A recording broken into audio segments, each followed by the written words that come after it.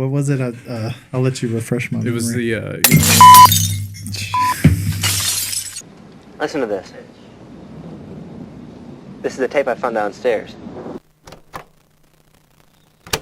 Monster kids are the product of the movies they weren't supposed to watch as kids. They're not horrified or offended by the dismemberment of a female ingenue. Monster kids pull the wings off flies and giggle low in the corner. Monster kids like to drink and talk shit. Monster kids will be the bright new future of a dying world.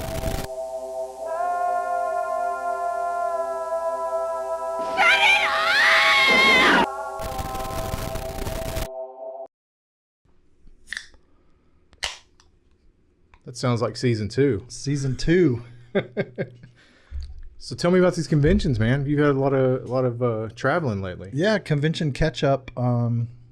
Probably the biggest one I just would want to focus on was Days of the Dead. I got to leave Texas and go to Georgia. Yeah. Originally, when I booked the trip, we've done Days of the Dead Houston. I went to Days of the Dead Vegas a few years ago. It's a good convention. I like it, you know, especially in a different state. So I wanted to check out Georgia. The original reason I booked was Ty West was a headliner. So can't wait. Booked my flight, booked my trip, and Ty West canceled. Just like at FRIGHTMARE. I was going to say that happens, right? Like so that's one day, I mean, and I'm sure it's for better reasons, you know. Yeah. As long as they're working, I love that. But so I was kind of bummed, but I'm still going to go. And then about 3 weeks before the convention, or maybe a month before, they announced Lauren Marie Taylor. So Texas promoters, y'all don't want to bring her to Texas? No problem. Yeah. So I'm going to her. So went to Georgia. I've been to Georgia once before, but it was for work, and so I didn't get to check anything out really. The convention was in the same hotel that I was staying. It was centrally located downtown. Lots of cool local stuff. I had to do some local eats. There was Gus's world famous fried chicken, which I can see why they call it that. Right. That was cool. But the highlight was to meet Lauren Marie Taylor, and something cool that happened while I was waiting in line for our photo op. All 2 of us. There was a guy in front of me, which it was Friday night. You know, Saturday's the bigger day, but it was late on a Friday night. There was a guy in front of me, and he turned around and he said, "Do you have a YouTube channel?" And I stopped for a minute. And I was like, "Maybe, I don't know. Do you like it?" And he did like it. And so I told him, I said, "Yeah." And he goes, "Lazer Wagon?" And so I met this guy named Mike, and he was super cool, who has his own channel that they're starting, him and a good friend. They've been going to conventions for years, years and years and years, specifically Dragon Con, which sounds incredible, big convention in Atlanta. But anyway, Mike turned around and so while I went for Lauren Marie Taylor, ended up meeting this cool guy named Mike that has a YouTube channel. And so we got to talk shop all weekend. Their channel is Cy Frantic. Would love for y'all to go check it out. Give them a follow. Francis, Cy Frantic.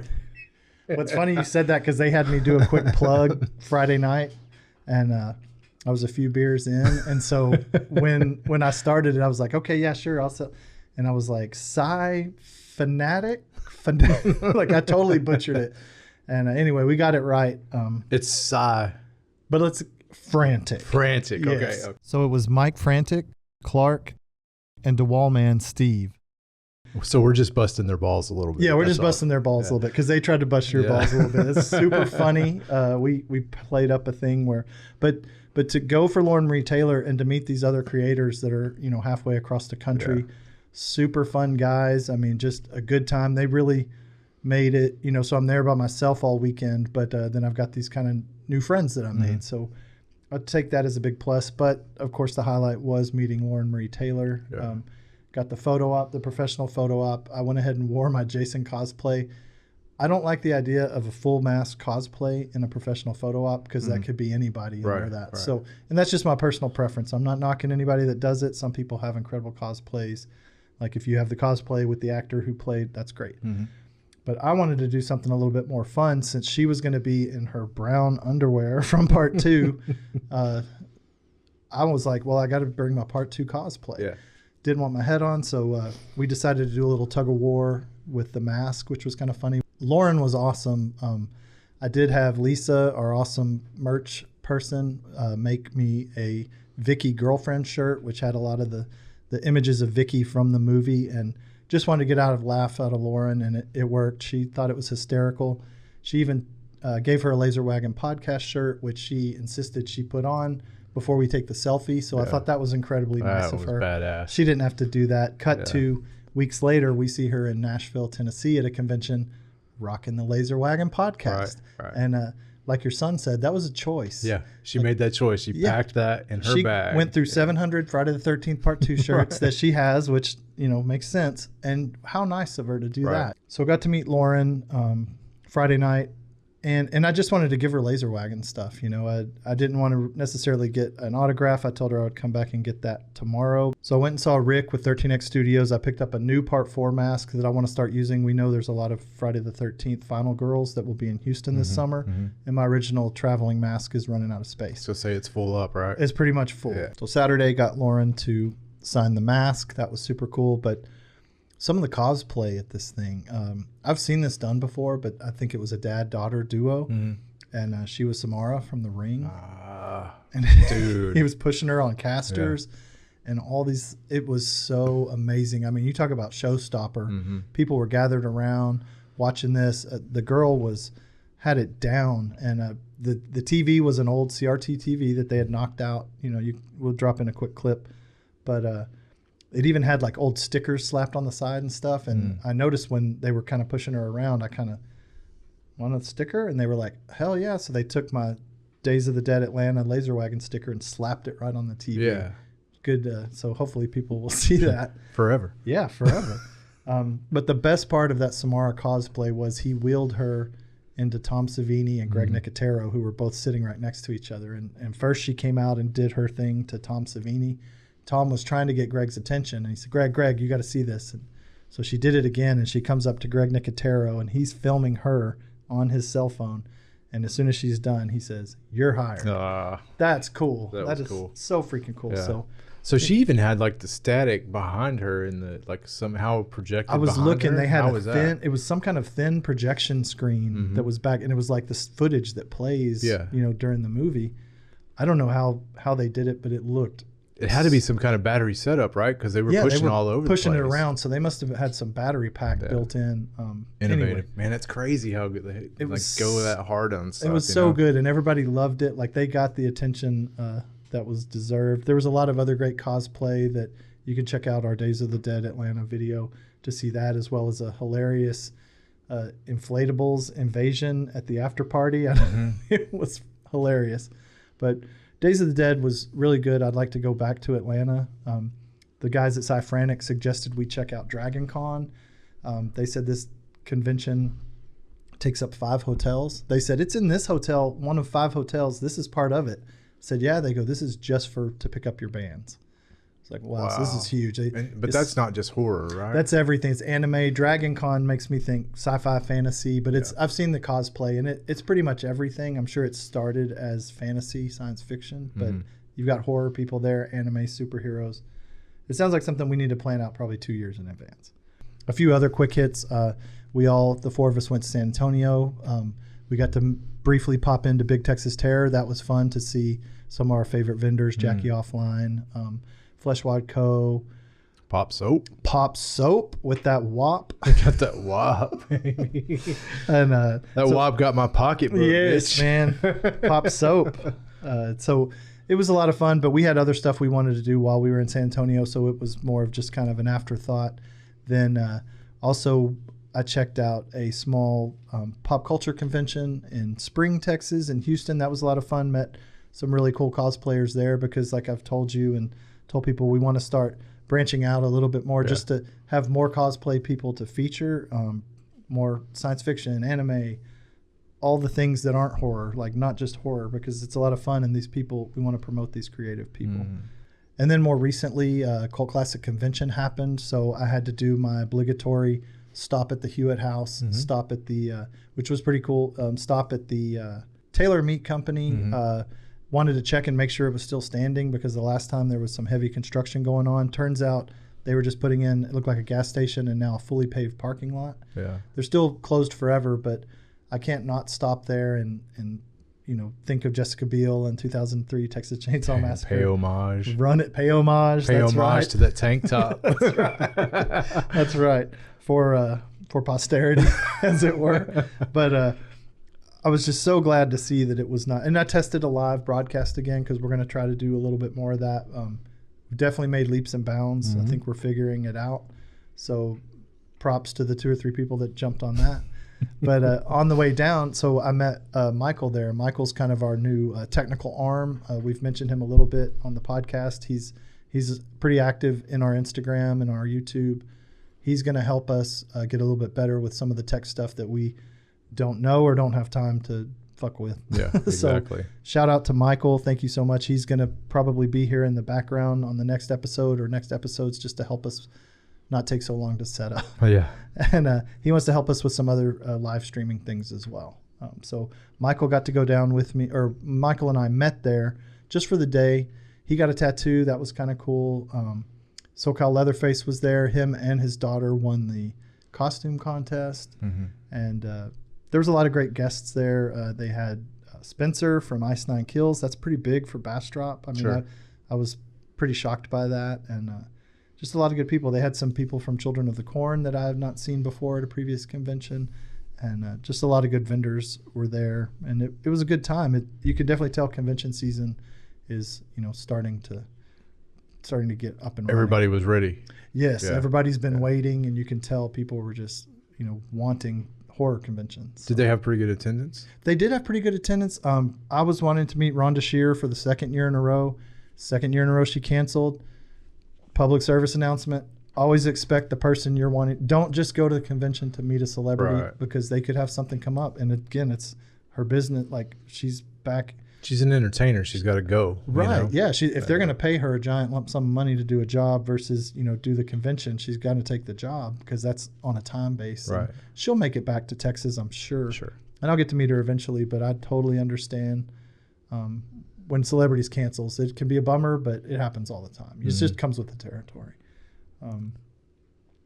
But yeah, that's about it for convention catch up. Right. So recently you got challenged, and man, I'm terrible at this because I always feel like I'm put on the spot. And so everybody's like, what's your top 10? And I always choke. So recently Horror Cat Dad challenged you to publish your top, what was it? Yeah, it was pretty specific. It's someone had done it to him with a couple of people. And so it was your top 10 movies of the 21st century. See, I would have fucked that up big time. I just, man, you know what I'm saying? You just feel like you get put on the spot, and I can never, I don't mean to sound stupid, but almost like my brain doesn't work that quickly to be able to recall the information because my list is constantly changing anyway. Right. Yeah. And like I said earlier, I don't know what I'm going to watch tomorrow. Right. And it may change everything. You know?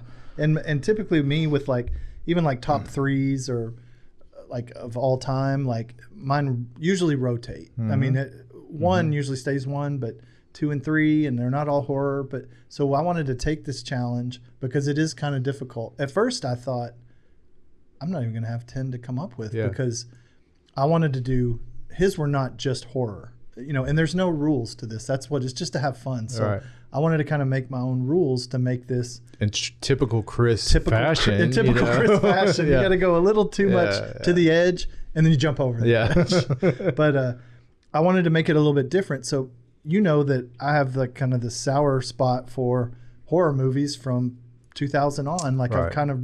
I'm very Joaquin Phoenix and Gladiator. Most movies from 2000 on horror wise, I'm down. I've seen it all. You can't I want practical effects. I want the 80s. I'm good old day syndrome. Yeah. All of that. So I got on the computer though. I was like, since it's for Larry, I'm going to try just see what the hell and do something different, So I came up with a list finally, and it was 17. So I was like, I got to pare that down. Right. So I was like, I'll do some honorable mentions, and because I like to over-explain everything, I was limiting myself to 60 seconds. It's a good idea because you're a king of short story long. Short story long. Take me through Tulsa. Yeah. Short story long is going to be on my tombstone. But so I thought it would be funny to keep them all at 60 seconds. That way I can't go down any kind of trail. if I don't tell you what I love about it in 60 seconds, let's catch up about it at the convention or something. Yeah. Like, and so he challenged me, kind of like this right here where I'm going too long, but he challenged me, and I got it down to 10, and I got some honorable mentions and stuff like that. And I was hoping to throw in a few that people either said, never seen it, or, oh yeah, I forgot about that. Like I was wanting some of those different, I didn't want them to be like, yeah, typical 1, 2, 3, 4, 5. So one of the ones that stood out, I wanted to focus on not just theatrical releases as well. So I brought up Lights Out, 2-minute short that was really cool, that was turned into a feature film. The short's better. But then that got me to thinking of, we were on a work trip, we worked together, and we were out of town, and you brought up a movie. Yeah, I saw an article about a short film called Portrait of God. And if it's religious, I'm watching it. You know, if it's got like a dark, you know, whatever, I'm going to check it out, just because that's always so creepy to me. And so get back to the hotel room after work and plug my account in on the hotel TV and watch that, just sitting there in the room by myself. And I was like, holy shit, Chris has got to check this out. Like, I was super impressed by 7 minutes. 7 minutes. And I was captivated from the very first frame to the very last frame. And the very last frame is fucking boss. You know? Yes. And I mean, it shows you that you don't need a Hollywood production. You don't need a shit ton of money. You don't need a bunch of actors. Yeah. You need a room. Like, I think he said, what was it? 3 things. He said we had a room and a light and a projector, a projector and a screen and a room. Yeah. And that's it. And a bunch of friends that want to do something creative. Oh my God. Like, when you sold it to me, like, you got to see this. And I take your recommendations pretty seriously. Which, like I said, I don't miss. No, you don't miss. You're barbarian. Like everything. You don't. If you tell me, I know. So I was like, but I was still like, oh, I was entertained. Yeah, like sure. I was like, you can't show me anything that cool. My God. Yeah. Pun intended. Right. Yeah. This movie, 7 minutes, Dylan Clark. Holy shit. Give me 7 minutes more over than, 2 hours of just blood and guts. Right. So, I mean, seriously, I would have paid like full-on movie price to go sit for 7 minutes in the theater and watch that. Me too. It was that good. And then it shows you, I mean, first of all, a story, as long as you have a good story and a couple of cool visuals, you're golden. And like you said, it's going to be made into a feature-length film with executive producers Jordan Peele and Sam Raimi. Right. I mean, out of the gate. Yeah. How do you do that? So if you impress them, Dylan Clark, hats off, literally. Right. So I say all that to say this: while we made this video of, top 10 favorite movies, we cut it into clips because a lot of people aren't going to sit through the whole thing. I don't blame you. But I wanted each movie to have its own 60-second short because people may watch that. If they see a movie, oh, I know that movie. I know this movie. So we cut it up into clips, posted them periodically. I was kind of slow dripping them. And on the Dylan Clark one, or I'm sorry, on the Portrait of God clip, I was posting it and I thought, I'm going to tag him. What the, I even try to be polite and like, I'm not like, they probably get tagged and like, they don't care or whatever. So I just tagged Dylan Clark, and posted it. And then I look at my notifications the next day. You are now being followed by Dylan Clark. That's fucking wow, man. And then I checked my messages. I checked my DMs, Dylan Clark. And I see 3 words, you see the preview of the sentence. And I put my phone down real quick. I'm like, am I in trouble? I think I'm in trouble. So I didn't read it for 3 or 4 days. I didn't talk to you for 3 or 4 days. And then somehow we brought up something. Somehow we stumbled across Portrait of God or something. And I told you, I said, Sam, Dylan Clark direct messaged me. And that was, you go, what did he say? And I didn't tell you, but the answer was, I don't know, I'm scared to open. Thought he was going to be pissed. Yeah, he's either going to be pissed or he's going to be like, you got it wrong, or wrong Dylan Clark. That's what I thought. It would probably be like, hey, dummy, you got the wrong Dylan Clark. But you said, what did he say? And I was like, okay, now I got to go open it. Right. And I was expecting, I don't know what I was expecting, but I opened it and he just said, hey, man, thanks so much. That was incredibly kind of you to say that. What a stand-up dude. He didn't have to take time out of his day. Yeah. So basically me and Dylan Clark are best friends now. Yeah, you're bros. Did we just become best friends? Did you just become best friends? Like I just got kicked out. Yeah, you just got kicked to the curb. So we're going to have to put in a third mic. It's happened before. But the whole reason we're saying this is if you haven't seen Portrait of God, please go Yeah. watch it. You have Yeah. 7 minutes. Yeah. I mean, it's going to be really good. And Right. Dylan Clark is going to be doing a lot more than just this. Yeah, So- and he's got a few other short films out before, correct? yeah, and I he's believe that's talking, what I and said. he'll on his YouTube channel, like he says, I don't post often, but when I do, he kind of tries to make it count. Well, yeah, it's like it's not quantity, it's quality. Right, it's for only sure. quality. And he Yeah. mentioned, so we watched. If you like 7 minutes or 7.5 minutes of Portrait of God, you will love 14 minutes of the making of Yeah, Portrait of yeah. God, which that's what we're all about. Like we feel like that's where our obsession from horror movies came from, was practical effects, and someone got paid to do Right. this. You get paid to scare people. The production, like production. the thought that goes into this stuff All that before it ever production, makes like- it to the film or to the pixel. Some people don't think about that, and it's okay to just watch a movie and appreciate it and move on. But Mm-hmm. but some people love, like, how did they do that? Or I would love to know more about it. And he lays it out for you right there, 14 Right. minutes. And I think there's even a longer one. But he also talks about how he's got some movies, at least one other film that's being waiting to be shown at some film festivals, and he can't really talk about them yet. But I'm watching it. Yeah, I'm going to. I'm already going to say it's an A+. right. And whenever they come out with Portrait of God in the theaters, I'm gonna watch it. Opening day, we'll be the there. whole thing. Heck yeah. Hopefully it'll be the day before or the day of a horror Oh, convention. that'd be fucking cool. And then speaking of post-product or making of, I just want to plug Making of In a Violent Nature. That's another good one on YouTube, that if you care about In a Violent Nature in the least, or Chris Nash or Rye Barrett, everybody kicks, not everybody, but it's divisive. Some people kick In a Violent Nature in the balls, whatever, but nobody that kicks it in the balls knows that movie was made twice. Yeah. For one budget. They were, I'm probably getting the number wrong, but it was about 75% done, and they had to scrap all that. And if you want to know why, watch the making of on YouTube, because I'm not going to waste your time here. But they had to start over with no extra money because of different, like I said, it doesn't matter. They had to start over. So for them to still end up with that, after, and not to give up, I would have been like, fuck this. Yeah, I'm not doing it again with half the money. So I think it's awesome. And again, if you appreciate post-production or pre-production, behind the scenes, post-production, making of, how you don't get to the yoga scene without all this other stuff. Right. And there was an elaborate underwater kill. Like, that's interesting as shit to me. Like, what got cut. Right. And when you sent that to me and I watched it, and there's so much of that, just guys standing around, just kind of waiting Holding for the stick. light, or Yeah. waiting for this or what. Yeah. And I love that shit. I do mean, that's too. kind of our, like, we do that a lot That's in our our day-to-day. job, It's yeah. our job, and we're standing around waiting on people to get ready. And just to watch other creatives do that sort of thing, and that somebody thought, well, we'll just film this, and like, why would they put it? They put it out for people like us. Yes. You know what I mean? And, like, they didn't have to take the time to edit that and put it onto a YouTube channel or whatever. But I'm so glad they did, Me because too. I'll watch it again. And I get chills. This is stupid, but I get chills thinking about when they're racing the sunset. Yeah, There's that one yeah. scene where they're like, if we don't get this, it's not in the movie. Right. Like, this sun, one time, one day. And they're all standing around, Yeah, like, they're on like, go. I'm set ready. on go. Are you Yeah, ready? No. yeah. Are you ready? Yes. Like, You better that's get ready. interesting as shit to me. Yeah, me too. And then the very last making of thing I will say is, there's not a lot of long stuff I will watch on YouTube, like very long, but if you like Friday the 13th, there is a 6.5 hour documentary that goes through all of it. Yeah. And that's interesting too. So Right. that's just some of my behind the scenes stuff I enjoy watching and would like to Right. recommend.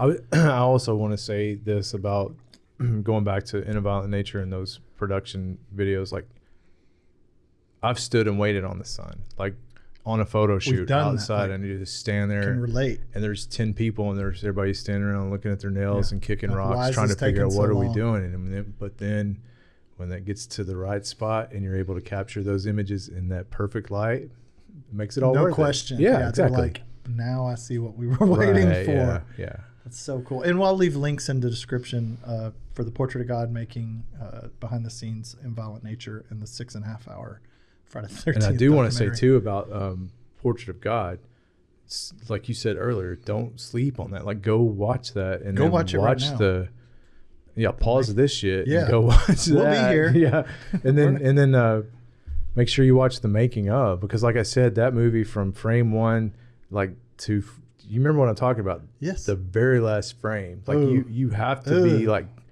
tuned in. You know what I'm Yes. saying? If you miss that last frame, you missed the point of the movie or the short film, in my opinion. Yeah. So, And some of the small things like the timer on your phone. Yeah. Everybody knows what that is. Everybody sets a timer on their phone. Like just small stuff like that is so important in this movie. Yeah. Like, and then to see, if you watch it and you don't like it, I don't know what to say. dude, I haven't been that impressed by 7 minutes in a long time. You know what I mean? Okay, so most important news is FRIGHTMARE is 1 month away. Fuck yeah. It's taken forever. I know, right? That's the longest year ever. But can't wait to be back in Dallas. Got a room at the Westin again. Across from the Sandcrawler. Across from the Sandcrawler. That's right. It is the Jawa Sandcrawler from Star Wars. Really excited about FRIGHTMARE this year, mostly to focus on the cosplayers. Yeah. I kind of challenged ourselves to try to get 50 cosplayers, you know, with serious features too, not just take a quick picture. Like if you're proud of your cosplay, we want to shoot you doing some motion, doing multiple angles and still photography and a selfie. Like we want to promote, we want to know what your handle is. You know, we really want to focus on cosplay this That's year. what we talked about too. Like it would be really great if we could get some cosplayers on this podcast, because I want to know your story. I mean, I want to know What was why your first, you do it, you know? And, what was your first cosplay? Who, you know, what's your favorite? What was the hardest? Who, you know how we are like such nerds about production. Like I want to know what it takes to put that fucking Same cosplay thing. together, you know? Yeah. When I was in Bastrop at Cult Classic, someone was asking Lupe Lopez about, Scara was asking Lupe Lopez in the contest about her pyramid head. And she's like, you made all of this? And she's like, yeah, everything but the stilts. You know? Yeah, she probably would have done that if she had a fucking welder. Yeah, exactly. I don't know. I don't know, but I mean, I know she goes hard with it. Yeah, she's very creative. So, and then just, I love that all these cosplayers will, you know, contact photographers and people to help document their, you know, I just think that's so cool. Just so you know, we're for hire. Yeah, we are for hire. Like we're happy to help. I mean, that's kind of what we do. Yeah, but it's kind of horror specific. So, and also we, another thing, speaking of cosplayers, so just something I've been having fun with is making I'm calling it, it's so stupid, calling it Lazer Wagon Creates, but I'm taking some of these old action figures. Stupid. Taking some of these old action figures and like kind of repurposing the packaging, like just to make it look like something else. And right now everything's in the prototype stage. So a lot of rough edges, a lot of, you know, imperfections. But what I'm trying to do while I'm learning this process is like feature some of these cosplayers. Yeah. So I took a Lily Munster. I had to look at the character. Yeah. Took a Lily Munster figure and made the packaging specific to Sarah in Florida, and I sent it to her, and she's like, "Oh, I've been so busy. I'm going to make a video." I said, "You don't have to make a video." I said, "I just wanted to make it, and I don't have room for it. So, and it's got your face on it." Yeah. So, I did the same thing with a different Lily Munster for Mistina 210, and we're going to give that to her at FRIGHTMARE. So, got her and Dr. Death on the back. But wait a minute, Dr. Death is sold separately? Dr. Death is an exclusive, sold separately. Exclusive. Because because it doesn't exist right now, and we're trying to not figure yet, out. Not yet. Yeah, but it might one day, secret. But that's what I did, because I had a picture of them together on the back, because they're the coolest cosplay couple I know, and so I put a little thing that said Dr. Death sold separately, so I misspelled it. So I've got it, and she said, "Don't tell anybody; nobody would notice." But anyway, I'm going to work on a cover up for the back of that packaging, and then I'm working on one for Matthew in Florida. That's a 2003 Leatherface. He's the South Florida slasher. If you want to follow him, Little Witchums on Instagram. Sarah, she's awesome, and then Mistina 210 and the Dr. Death HTX. You're going to put all this stuff in the... And I'll put all those links so they're correct and not like on this foggy memory that I'm trying to recall from. Right. That you're trying to row through. Yeah, I'm trying to just kind of canoe through some of these memories. But yeah, so I've been having fun with that. And we even we took a farmer Barbie and we turned her into Pearl. There's reels on the Instagram, but threw it up on Etsy kind of as a whim. and somebody bought it. So I just dropped Pearl in the mail, and she's on her way to Yonkers, New York. And I'm hoping once this is ready, she'll buy this one too. Right. Hey, we're just trying to fund the podcast. Yeah, we're just trying to fund the podcast because these aren't free. No, it doesn't pay for itself. Right? No, it doesn't. Yeah.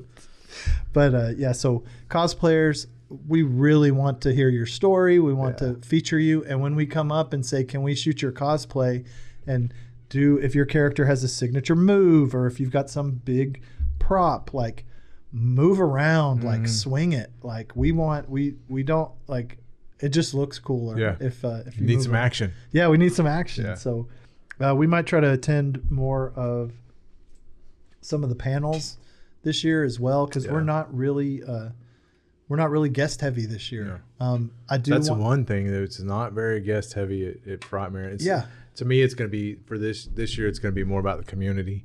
It's going to be more about like the networking, like seeing people and friends and stuff like that, and just all the out. People that we've met through just attending these conventions. Right. I mean, probably not going to stand in many lines for sure. No, we will not be standing in line. We will be moving around and just talking to people. And speaking of networking, we got invited to be on a pretty cool podcast just a few days before FRIGHTMARE. It's called The Movies That Make You, and it's on YouTube. You can follow them on Instagram. It's Papa Goss and Sprang, and they invited us to be on. It's going to be a cool, what'd you call it, a virtual meetup. A virtual meetup. It's a virtual meetup. We all want to talk about what we're jazzed about for FRIGHTMARE, and so we're going to have people like, obviously The Movies That Make You is Sprang and Papa Goss. We're going to have the Spooky Okie, Matt. Met him in Tulsa last year. We'll have the Horror Cat Dad, Mr. Larry. We'll have the Horror Greenbook. Brendan in the house. I can't wait to chat battle jacket. Yes, battle vest. Come on, Brendan. I can't wait to chat it up with Brendan. All right. And but so that little virtual meetup is going to be really cool, because what we're hoping is probably sometime on Saturday is to have a big in-person meetup. Want to get a group photo of all these cats and just kind of have fun. Like we're all doing the same thing. We're all there. Looking forward to it. Yeah, it's going to be supporting fun. each other. Support each other, like-minded, smart horror people like ourselves. I just like that. I hope they all like to drink beer. I know most of them. You know what I'm saying? So the meetup, I'm super excited about. Yeah. Honored that Josh and Sprang would even ask us to be on their show. It's a really good show. If you go check out the Movies That Make You podcast, they're talking to people in the industry. It's not. They're also talking to other creators. I've met some really cool creators via their podcast. But it's like I was going to say, we should tag them in this so that people can start following them in the meantime. I will also list. It's quality content. Yes, it is good content. If you're into horror conventions, these guys know what they're doing. Like I feel like sometimes we're just like kind of talking out of our back pocket, and these guys like do tons of research and like have all this great stuff to share with people. So I would definitely say go check them out. If you're into this, you'll definitely be into that for sure. And I don't know if that's saying much, but it's a low bar. Yeah. So, and again, we kind of said not guest heavy for us this year. I do want to meet Rowan from Halloween Ends. I got to get my Scarecrow mask signed. Chris Nelson has signed it, who was the designer of the mask. And now if I can get Corey Cunningham to sign the mask, I'll be good. So you have a really cool piece of Texas Chainsaw Massacre merchandise that you're hoping to get signed by a couple of people. Yeah, maybe? I just got the LP, the record. I'll drop a picture in. Yes. Gatefold or whatever. It's so beautiful. Like I love the record. I haven't put a needle on it yet, but like just the interior stuff, the booklet that comes along with it and stuff, and there's a spread of Pam in the swing, that part of the red shorts. And I'm just hoping she's there this year, because I don't give a shit about anybody else, but if Pam's there, I'm having her sign that spread, and I'm having it framed. Yes, open, put up. Yeah, leaving it open like that. I love. It's such because it's so panoramic, and it's it's like seeing it on the TV or watching the movie is one thing. It's like you get that feeling because it's such a wide shot in the way they have it set up in the spread. It's just beautiful. Yeah, so like I want to get that signed. It's it's a way to capture what we saw in Austin at the 50th anniversary screening, where you feel like a mouse, like in the house looks like a castle, and you look here about a foot tall, following her into the house, and that image is just, it's so amazing. It's burned into your head. Those red shorts, the swing, the color, this color of the sky, you know. And and I love hearing chippy Terry paint on the house. Oh, I love hearing Terry talk about, you know, when she saw Daniel Pearl put in the camera and the tracks under the swing, she's like, "What are you doing? Like, you're fixing to show my ass." He's like, "Yeah." She was embarrassed. She was worried about her mom seeing it and stuff that I've heard her say. You know, Right. I'm going off of things I thought I've heard her say, but talk about a trust me, like just trust me.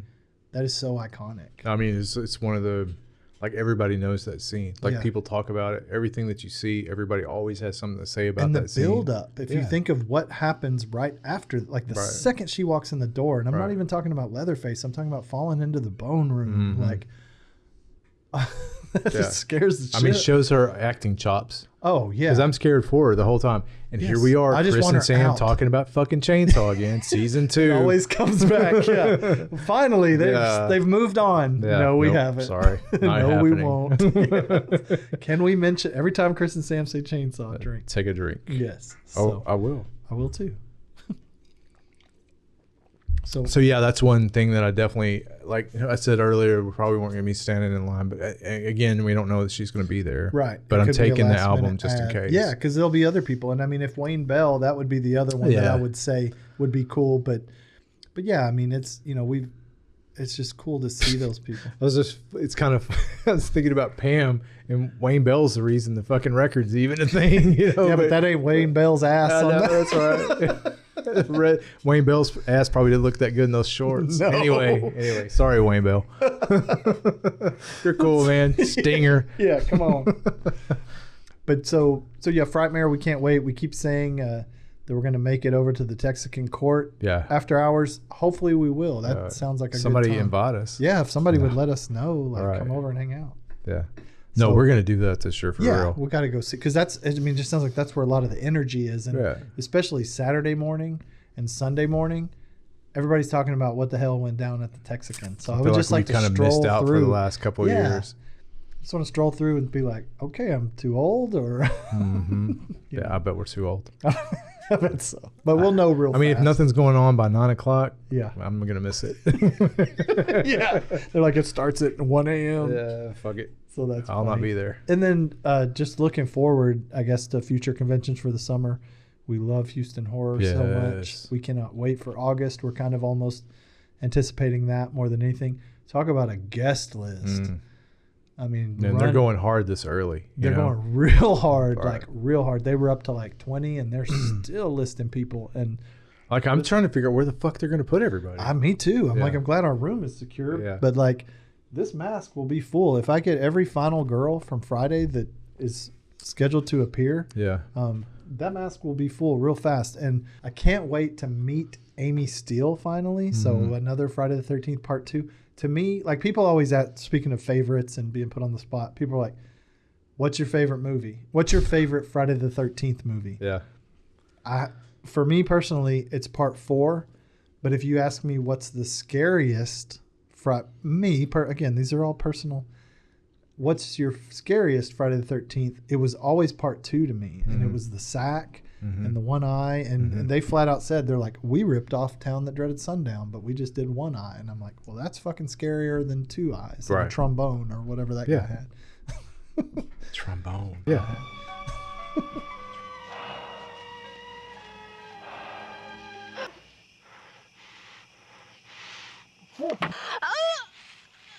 And there's a scene where the killer puts a knife on the end of a trombone and ties a girl to a tree and goes, that will go here. I can't remember that. I fucking hate, like, I watched that movie a bunch of times and it scared the shit out of me. But I don't remember the trombone. All I remember is there was a train scene at the end. I think they were going to catch him and he was on the side of a train track, like on the opposite side, and the train went by and they're like, as soon as this train goes by, we're going to get him. Bitch was He's gone. And it's never to be seen again. Yes. The motherfucker's still out there fucking killing people in a jazz band. So dumb. Oh shit. Hey, you know what my favorite Friday the 13th is? What? The 3D one. Yeah, part 3. So I saw a clip about that the other day, and they were showing how they were They doing put all the this all the stick. dumb shit. that yeah, they're they like, they went hard on yeah, that. here's They're a like- stick. They're like, I don't know where the spear goes. So one thing I will, full disclosure, I'm gonna put this in here because in season 1, Oh, it's all going in. oh shit, Yeah, there's no cuts on this one. In season 1, we talked about how things that you get signed. I'm trying to have a like show and tell, but like things you get signed. Mhm. This was signed by Heather Langenkamp, Oh. and super cool. But something can happen to this. Yeah. I can lose it. I can break it. I can sell it. I can it can go away. Something can happen. But things can't happen to me seeing her face when I showed her my Nightmare on Elm Street tattoo. That was the thing for me. Yeah. This is cool. That was cooler. Whatever. So because you said Friday the 13th Part 3 specifically, Spooky Empire, the one signature I had to have was Larry Zerner. That's Shelley. Yeah. I don't think so. And then when I get back in, we'll talk. Okay? Sure. We'll talk. Bitch. Who gave Jason the fucking mask. Like, if you don't have Larry Zerner, like, Jason doesn't get the mask without Shelley. Right. So I take my mask to, and everybody, you already know where this is going, Yep. but take the mask to Florida, Yep.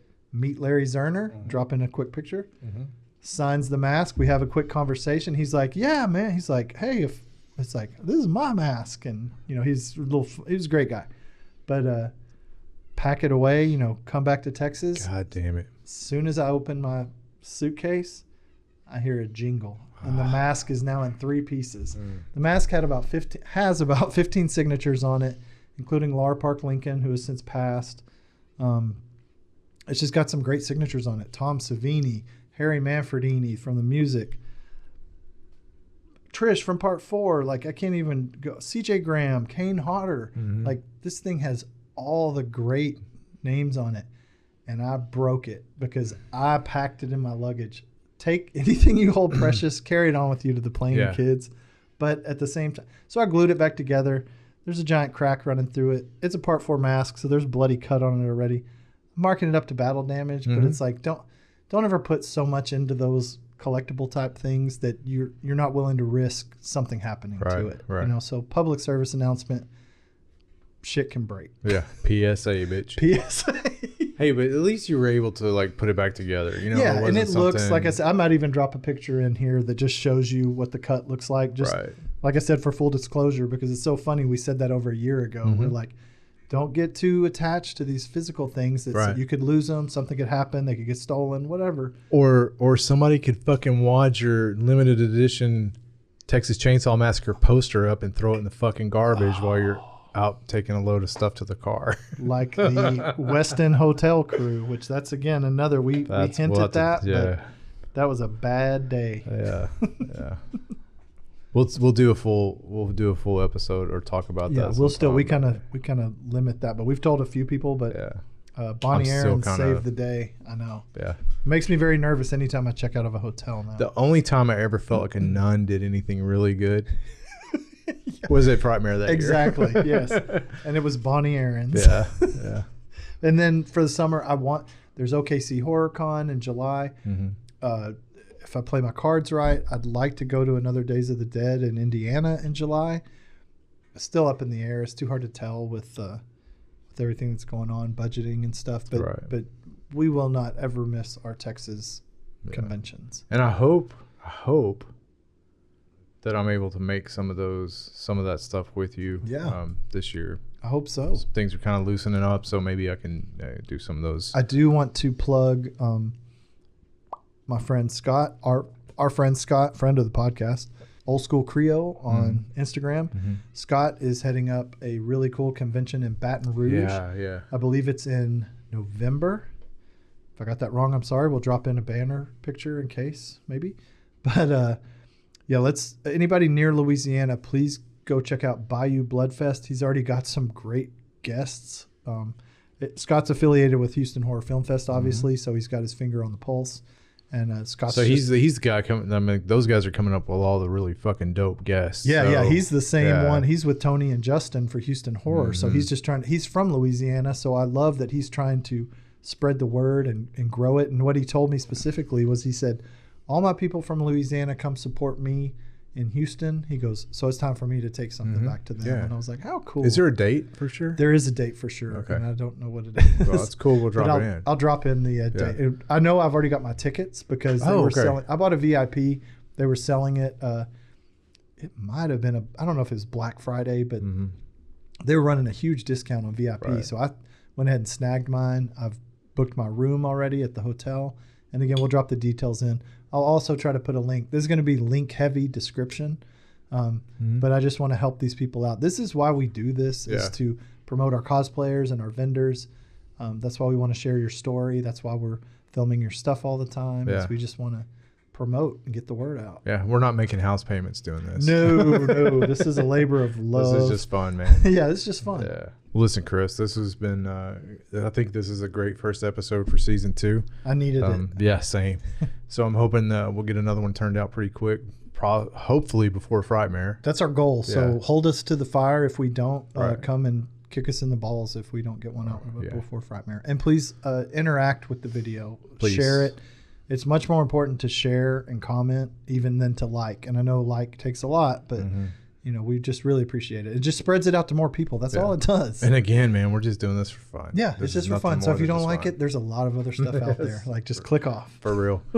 All right, man. All right. Appreciate it. Cheers. See ya. See ya. Monster kids make pretty pictures of ugly things and write pretty words about awful sing-song discordant notes and vomit when they drink too much.